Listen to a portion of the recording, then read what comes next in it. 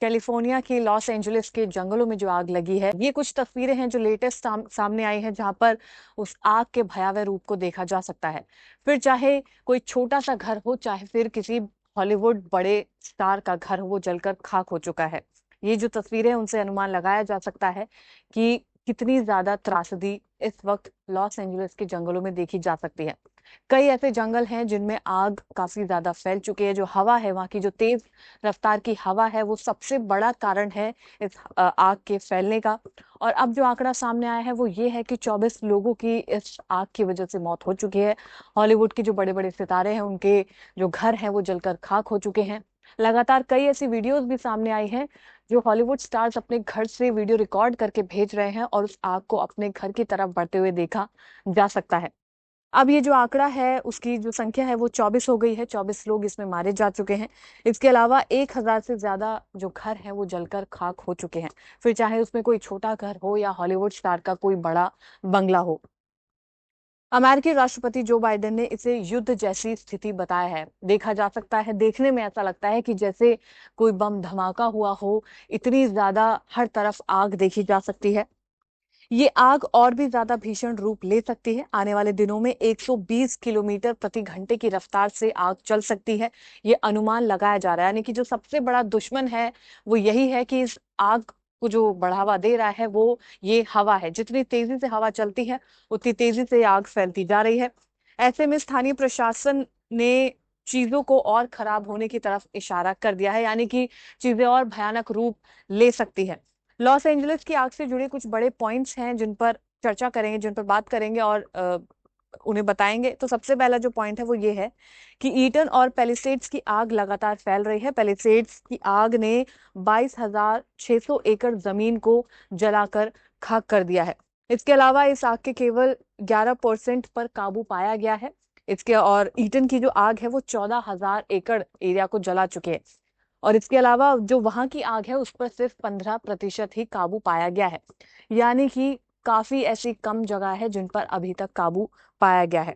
आग से प्रभावित क्षेत्रों में आने वाले दिनों में 120 किलोमीटर प्रति घंटे की रफ्तार से हवाएं चलने की संभावनाएं हैं, जो इस आग को और ज्यादा बढ़ा सकती हैं। इस आग की वजह से पूरे जो इलाका है वो राख में तब्दील हो गया है, क्योंकि वहां पर लकड़ी के घर हैं और लकड़ी के जो घर हैं उनको आग जल्दी पकड़ रही है। अमेरिका के राष्ट्रपति जो बाइडेन ने विनाश को युद्ध के दृश्य जैसा बताया है। जैसा कि मैंने पहले बताया, आग प्रभावित क्षेत्रों में लूटपाट की घटनाएं भी देखी जा सकती हैं, जिसकी वजह से 20 से 25 लोगों को गिरफ्तार भी किया जा चुका है। जिनके घर जल गए हैं, जिनके पास कुछ नहीं है, जो या तो स्ट्रीट पे रह रहे थे या ऐसा कुछ जो मंजर था, इस वजह से लूटपाट की खबरें भी काफी ज्यादा बढ़ती हुई नजर आ रही हैं।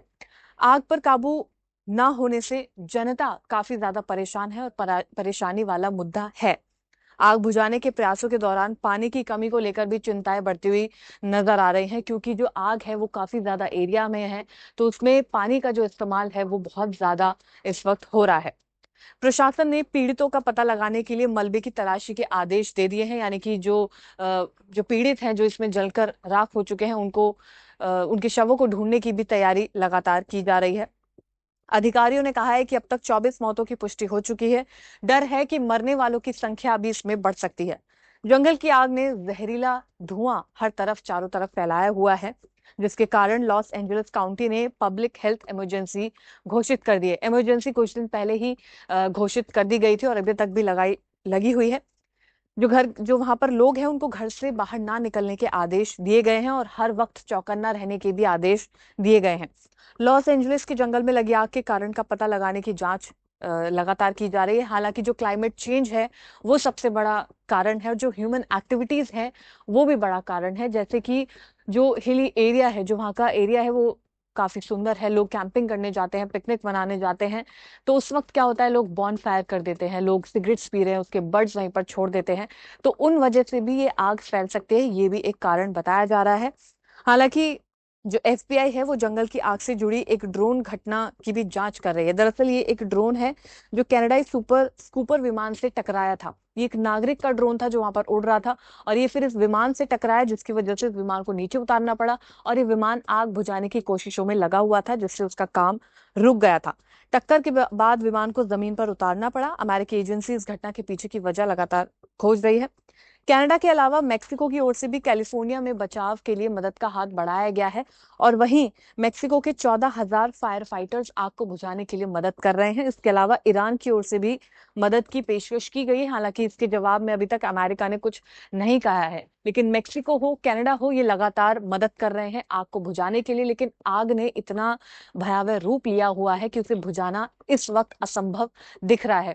क्लाइमेट चेंज हो, क्योंकि सूखा वहां पर, जब गर्मियां होती है तो सूखा काफी ज्यादा पड़ता है। जो वहां पर पेड़ पौधे मौजूद हैं वो उस तरीके के पेड़ पौधे हैं कि उनके अंदर तेल मौजूद रहता है और तेल जो मौजूद रहता है वो ईंधन का काम करता है इस आग को फैलाने में। तो कारण कई ज्यादा है आग को फैलाने में, लेकिन जो आग को बुझाने के कारण है वो अभी तक नजर नहीं आए हैं।